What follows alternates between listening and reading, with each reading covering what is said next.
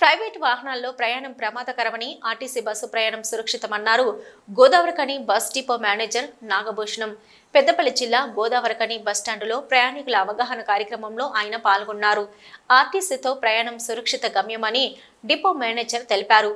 Road భద్రతా ప్రమాణాలను పాటిస్తూ నిపుణులైన సిబ్బందితో ఆర్టీసీ నడుస్తుందన్నారు. ఆర్టీసీ ప్రజల సొత్తు అని కాపాడుకునేందుకు ప్రతి ఒక్కరూ బస్సు ప్రయాణం చేయాలన్నారు. తెలంగాణ సిద్ధించిన తర్వాత ఆర్టీసీ ప్రగతిలో దూసుకుపోతుందని, చెయ్యి ఎత్తిన చోట బస్సు ఆపి ప్రయాణికులకు సేఫ్ జర్నీ అందిస్తుందన్నారు.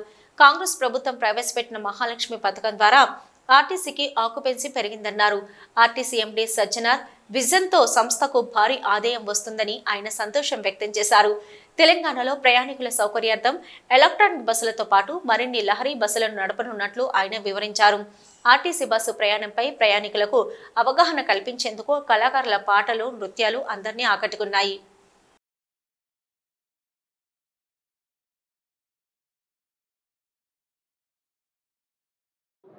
మరి అవేర్నెస్ ప్రోగ్రామ్కు ఇక్కడికి వచ్చేసిన అందరికీ నమస్కారాలు తెలియజేస్తూ, ముఖ్యంగా ఆర్టీసీ బస్సులు మహాలక్ష్మి పథకం పెట్టిన తర్వాత బస్సులలో అధిక రద్దీ అయి మరి ప్రయాణికులు వారు చాలా ఇబ్బందులు పడుతున్నారని తెలిసింది.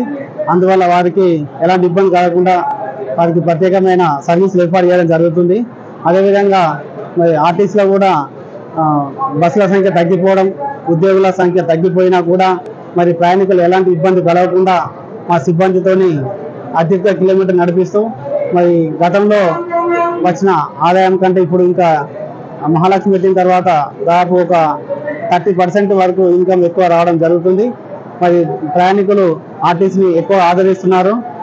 మహాలక్ష్మి పెట్టిన తర్వాత ఆర్టీసీ ఎంప్లాయీస్ పైన అధిక ఒత్తిడి అయినా కూడా మా సహనంతో భరిస్తూ